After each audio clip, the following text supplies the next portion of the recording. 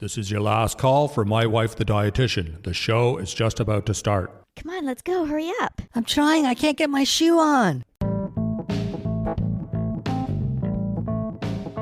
Welcome to My Wife the Dietitian, a fun weekly podcast about nutrition and healthy lifestyle. I'm Rob, and together with my wife Sandra, we invite you to join us on this informative and entertaining journey through the complex world of healthy eating. Join us each week as we strive to help you with transforming your overall health and relationship with food through up-to-date, evidence-based nutrition information.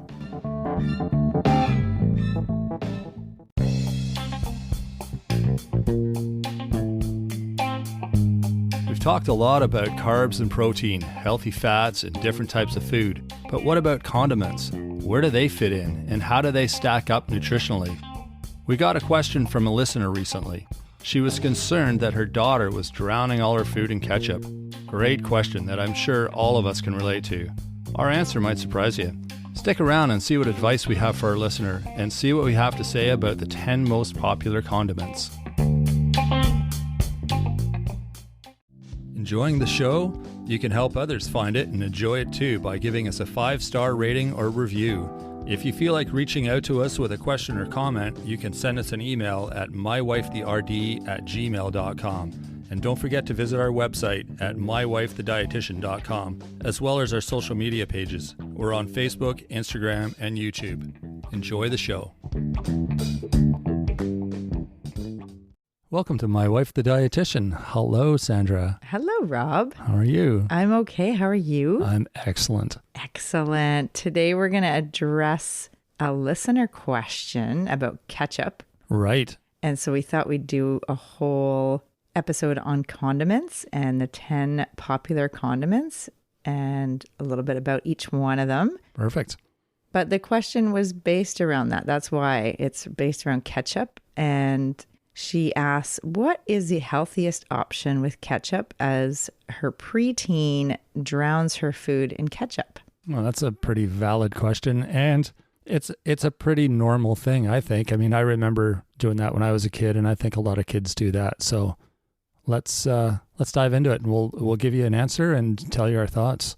Yeah. Well, I think there's a bit of, I'm just thinking with the question, it sounds like there's a bit of a undercurrent of concern about the preteen's intake and that, you know, everything has to have ketchup. And so how healthy is ketchup? And is that too much sugar in the diet? Or, you know, is it kind of that whole thing? And I think there's a bit of a feeding relationship dynamic going on. And we did 2 previous episodes, episode 13 on strategies for picky eating, and episode 2, preteen vegetarian.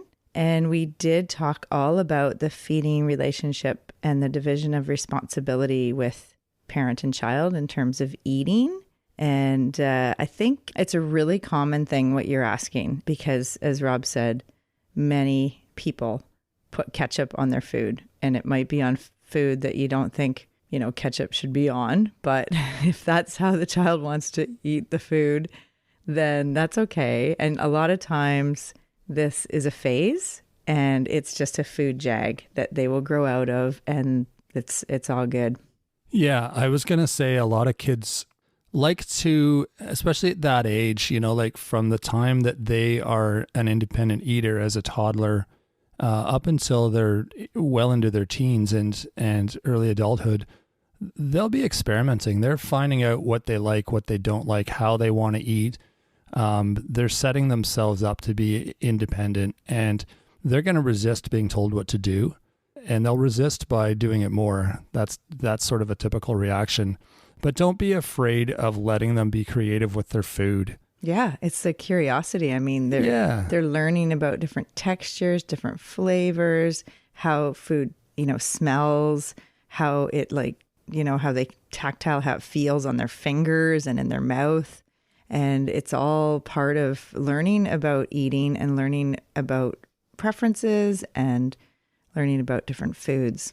Especially if they come in a squirty container. That's just a ton of fun for kids to have like a ketchup often has the squirty container, right? Where you can squirt like a big happy face on your potatoes or all over your meat or your peas or your corn or whatever, your cereal, whatever they're doing. That's part of the fun, is just having this thing where you can draw pictures with. And that's what I mean about being creative. I mean, it's making their food more interesting, which is a good thing. It's if it makes them eat their food, that's a great thing. Exactly. I totally agree. So I often say it also about dips and dressings and stuff when you're, if people in the family aren't going to have veggies without dip, then offer the dip because that's a way to get the veggies in. So if that's how she's eating her veggies and her meals with ketchup, that's okay. It's probably going to be a bit of a food jag. yeah, she'll grow out of it. And if she doesn't, it's not a big deal. That's just how she is and what she likes. And I put mustard on my ice cream. So, there's that. Right. Well, and when we did talk about the division of responsibility with the feeding relationship, it's the parent decides what the food is and when, and then the child decides if they're going to eat and how much. And so when we talk about what food is, that's what the family has shopped for, that there's food in the pantry, there's food in the fridge. It's accessible to all family members. The parent can decide about meal times and, when the eating events can happen. And then the child decides if they're going to eat and how much. And as a preteen, obviously they're becoming more independent and they're still learning about their own preferences and what they like and dislike. And I think adding ketchup is completely normal, completely fine. And I wouldn't make a big deal about it or even bring it to a forefront. Yeah. Kind of focusing on it is going to create more of an issue, I think. And that's what I was saying before, is she'll resist that. And then she'll do it just to spite you instead of just letting her sort of work through it on her own and discover what she likes, why she likes it. And maybe she'll eventually not like it, but you need to let her sort of go through that process. Yeah. And actually most ketchups, nutritionally, most ketchups are pretty much the same. They do have, a little bit extra sugar, but that's about it. Not tons, right? Not tons. I mean, it is, there's a difference between organic and regular, but not much of a difference. I mean, it's not enough to justify the price. Right. So that's what we're going to just jump into, the condiments and the 10 most popular additions. And actually ketchup's number 1. Yeah.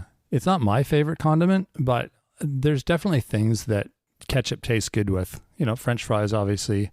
I like it on my French toast, which apparently is kind of weird. I always thought it was normal because I just thought it's eggs and toast, and I put ketchup on my eggs. And so why not on my French toast? And I've been to a few places where people just give me these weird looks like, what do you mean you want ketchup? Like, especially when you're at a restaurant, you ask for ketchup. And yeah, I guess it's a little uncommon, but hey, that's what we're talking about here, right? Yeah. I was allowed to experiment with food. My dad was a crazy eater. He always had crazy combinations, so I came by it naturally, but right. Anyway, no, awesome. it's okay. Ketchup has its place for sure. And when you are at a restaurant, it's ketchup, but when you're at home, it's salsa that goes on your French toast. Most of my ketchup things I eat ketchup with have now become graduated. Salsa. Yeah, I've graduated to salsa because I like the spicy. That's on the list too. Perfect. But yeah, so with ketchup, it's got a little bit, I think there's 4 grams of sugar in... Per serving? Yeah. But how big's a serving? Okay, hold the horses. Yeah. So there's about 4 grams of sugar in 1 tablespoon. So, okay. Yeah. Which you use maybe a little bit more than 1 tablespoon if you're dousing your French fries or whatever, but not a lot more. That's about what's in a little packet at a fast food joint. Yeah, true. All right. Number 2 is mustard. Mustard. I like mustard. There's so many different varieties of mustard too, which is kind of nice, but I like the spiciness. Yeah, me too. Yeah, I like the Dijon. I like just the regular French's. Yeah, it's really good on ice cream. It's not so good on my white t-shirt, but no, that happens to me a lot. You were telling me that you always had issues with that. Okay. That's funny. Yeah. Anyways, it's one of the healthier condiments for sure. Mustard. Okay. Do you know why? Because there's not a lot of additives and it's just flavor, basically. There's not a lot of extra calories or salt or sugar. And it comes from the mustard seed, is that right? Yeah. Yeah, cool. It's a little bit like horseradish. It's got that kind of bite to it. Yeah, it is. Horseradish isn't on the list. It didn't make the popularity list. No, it's not popular enough. I love horseradish. And wasabi too. If you ever eat sushi, it's got that same kind of bite to it. Yummy. Yummy flavor, yeah. Well, the next one, number 3, is mayo. Well, that's, classic. Yeah, and then there are so many different mayos now, like with the wasabi or with the chipotle mayo. Thank you. That's the word. That's my favorite. Well, and the old classic's good too. But yeah, obviously anything with spice, I'm going to be all over it. Yeah. And so we're getting into the fat calories. So the added fats. So a lot of the condiments that we're going to mention are added fats. And if someone's on cholesterol lowering medication, maybe a statin medication to bring down their cholesterol levels, that's one piece of advice that you would get probably from a healthcare professional, is to reduce your added fats in your meals. So in the day, 6 teaspoons of added fats.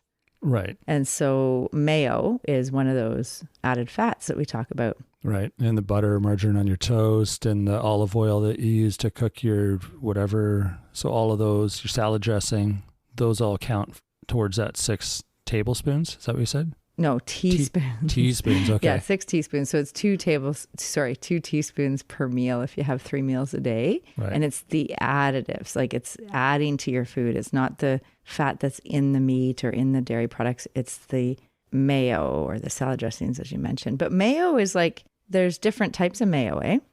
Oh, really? Well, what do you mean different types?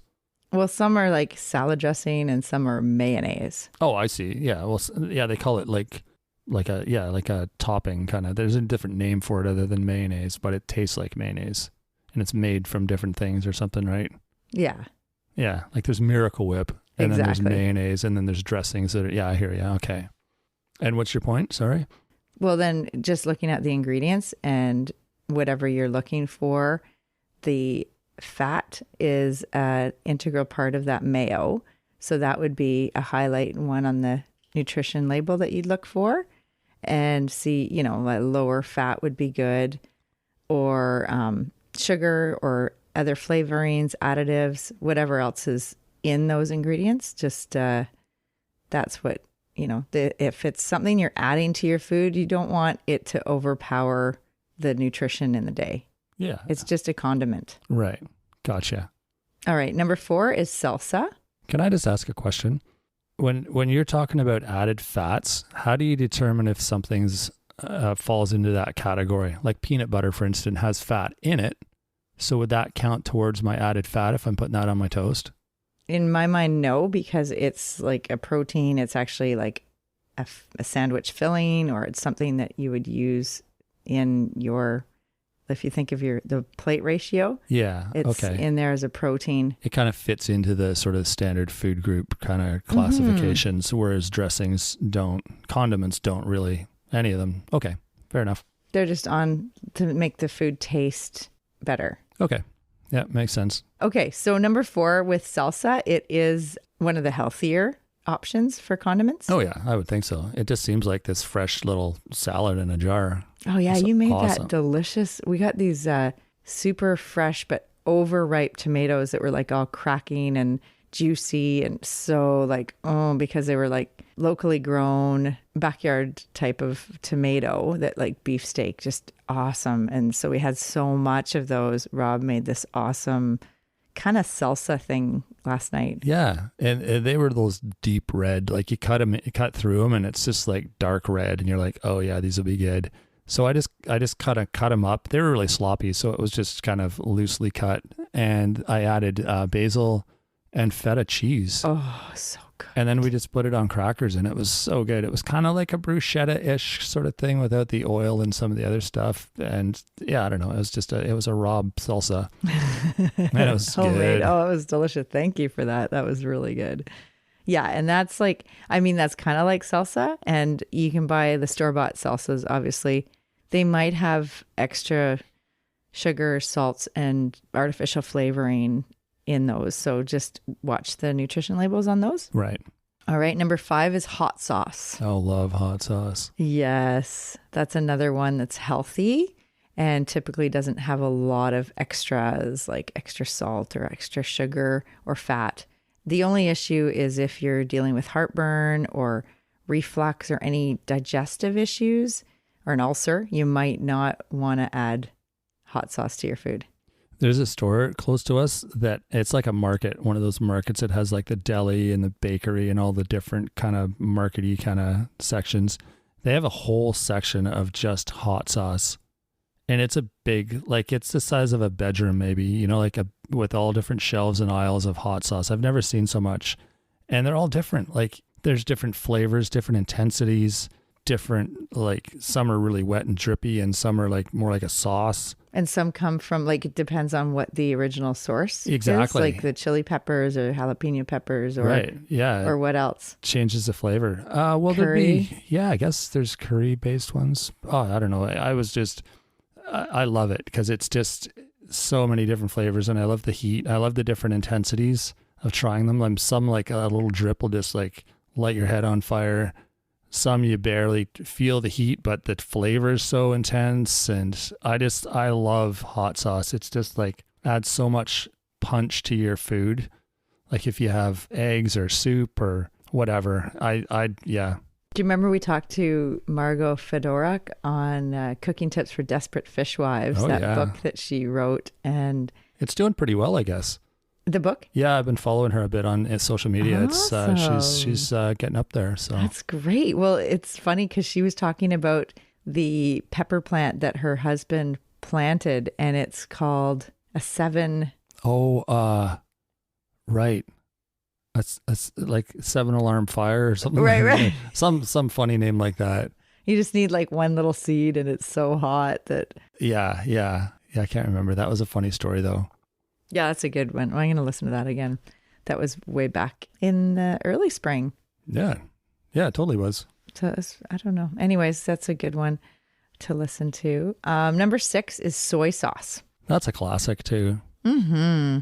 And then there's tamari, right? Which is kind of like I prefer that. It's not as, I find soy like your regular Chinese restaurant kind of black soy sauce. Like salty, really salty. Like too salty. Yeah. Because you get the low sodium soy sauce and it still has more than 15% daily value of sodium. It's still in that category of like, you know, the red light.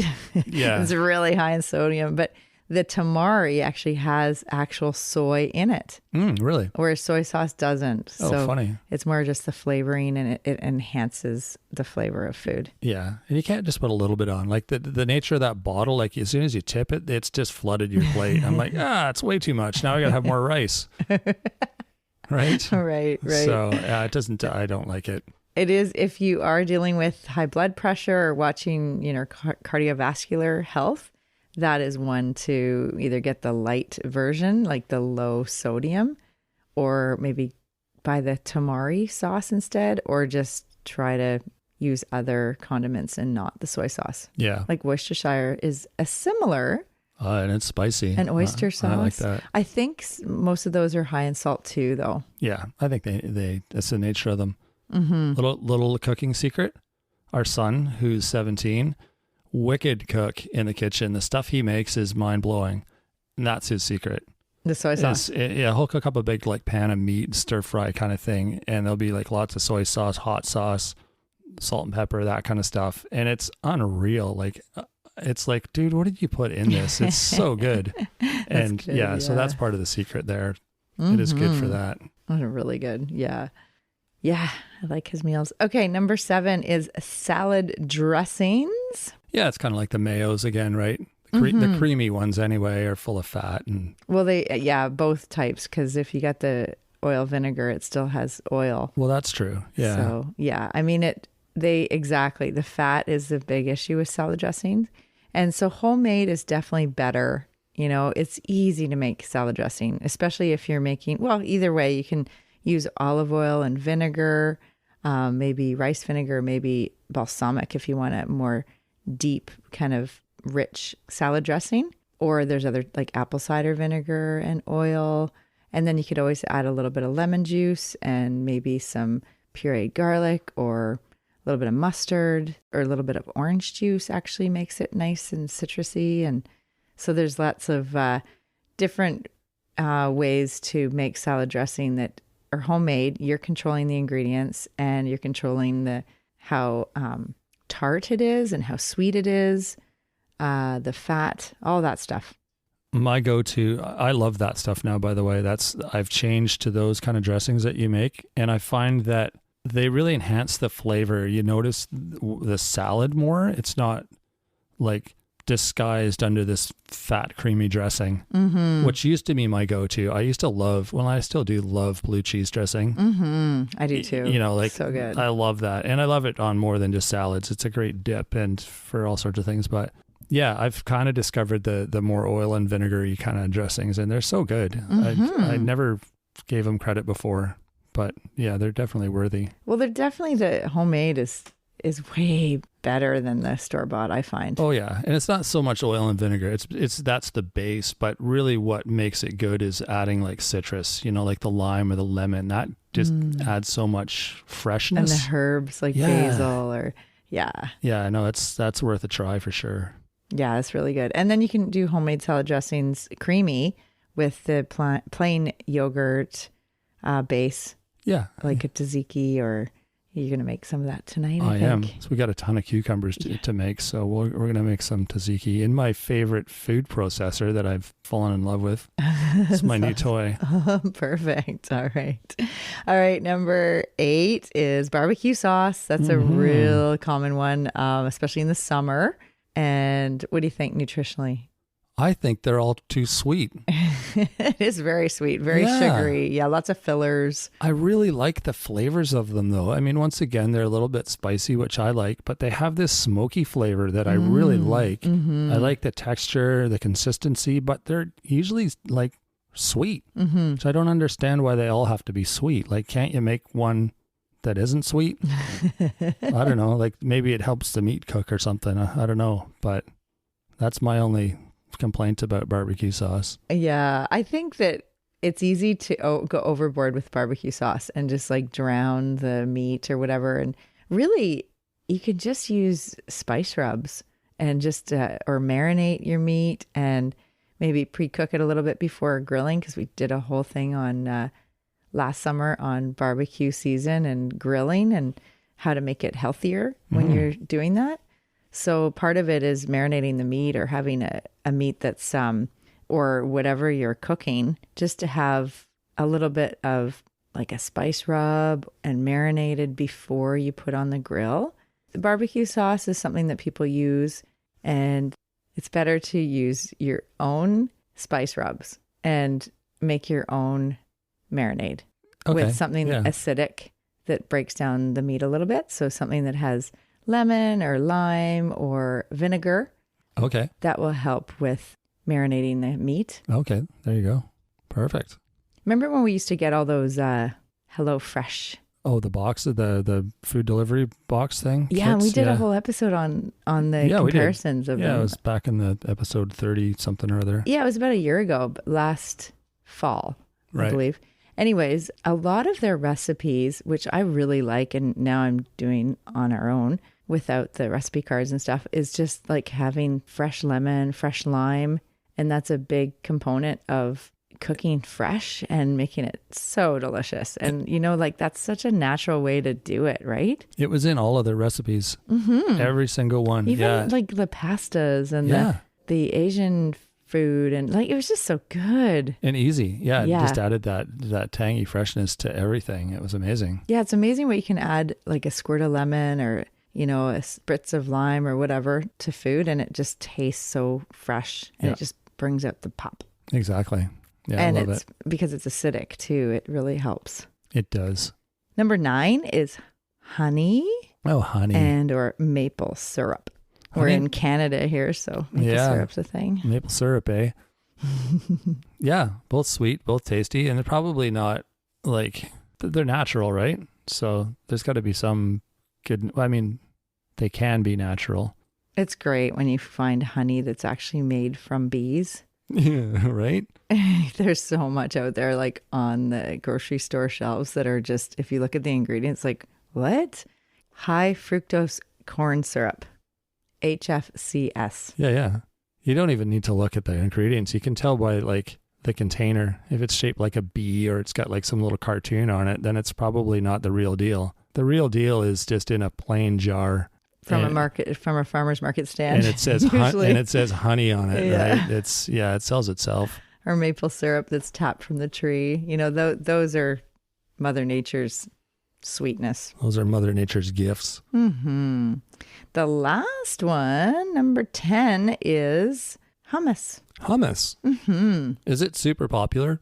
It's becoming more and more popular. Yeah. Yeah. Yeah, I think you're right, because I don't think you could get hummus the way you can nowadays in the grocery stores. Totally. There's like, even in this year, like kind of budget grocery store, there's still 3 or 4 different varieties of hummus in the deli. Like roasted red pepper or garlic or onion or. Yeah, just the flavors, but even just different brands of hummus. So I guess it sells well. Yeah. And it's easy to make. Oh, easy to make at home. Easy to make. So if you have a can of chickpeas, just drain that chickpea, rinse it, the can, put it in the blender or the food processor, and then add tahini. Sometimes I saw a recipe that didn't need tahini, but usually there's tahini, lemon juice, garlic, probably olive a little oil. salt and pepper, olive oil, and just turn it on. And Bob's your uncle. And then if you have Rob's my husband. No, I'm just joking. Yeah, Bob. We had a friend that used to call us Bob and Sandy. We should start an episode with that. It's Bob and Sandy. My wife did it, and people would be like, "What? Where's Rob and Sandra?" That's right.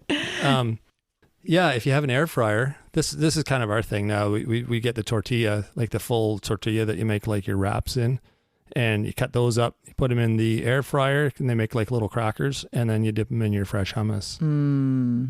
That's delicious. Yeah, it's a good way to use stuff up if it's getting close to their due date or whatever. Yeah, absolutely. So, and you can control, like if you're making hummus, you're controlling the ingredients, and it's even the ones in the grocery store are typically pretty healthy because the ingredients are chickpeas. It's a chickpea dip and tahini, which is a sesame seed paste, or you can actually make it with smooth peanut butter too. Right. Instead, if you don't have tahini and you don't want to go out and buy a jar of tahini just for making hummus. Exactly. And if you've been paying attention, you'll know that chickpeas are a plant-powered protein. Yes, good one, right? Because we talked to Vesanto and Melina, and she wrote the book on plant-powered protein. She did. And we talk about that every week, about eating more beans and legumes, and that's one way to do it. That was awesome. I loved that conversation with her because, she's one of my like all-time inspirations. It was really awesome to have an interview with her because I had her original book, Becoming Vegetarian, back in university. And that was a long time ago, decades ago. Decades, like back in the 60s almost. Not that far. You're so funny. I'm not that far. Oh, Rob, stop. Yeah, anyways, it's really awesome because she wrote the book. She wrote the book. Yeah. On Becoming Vegetarian. Yeah. And that was her new book is Plant Powered Protein. And we interviewed her recently. So episode 85. Yeah. Yeah, that was fun. A good one to listen to. And episode 71 was with Margot Fedoruk. Oh, okay.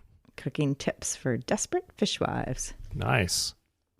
All right. To wrap up, the 10 popular condiments are ketchup, mustard, mayo, salsa, hot sauce, soy sauce, salad dressings, barbecue sauce, honey and maple syrup, and hummus. Hummus, yes. Yeah, that's a good list. Yeah, and as the ketchup is number 1 most popular, as the listener question was, what do I do? What is the healthiest option?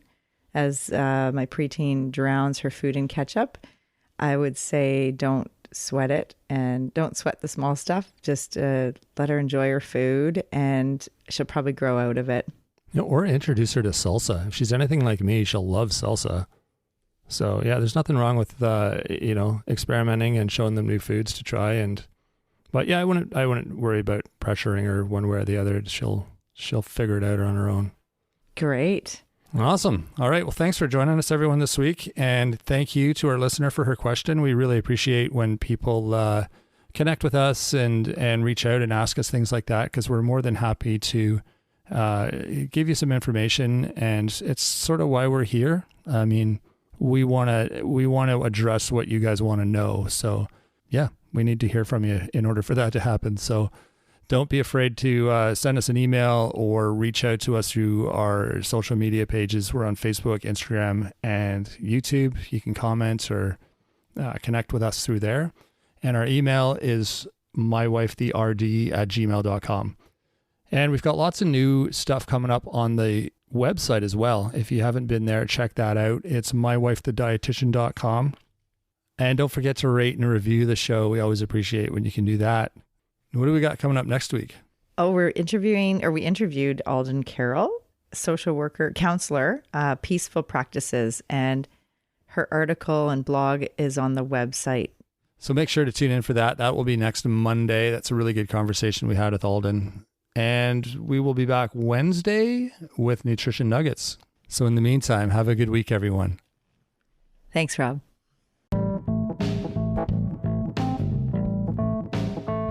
Thanks for joining us today on My Wife the Dietitian. If you like what you heard, don't be shy. Leave us a comment or review, and be sure to share our podcast with your friends. If you'd like to hear more, hit that subscribe button. You can also follow us on our social media pages for updates, episode trailers, and other odds and ends. For more info and links on what we discussed on today's episode, check the show notes. We'll be back next week with another informative and fun-filled episode.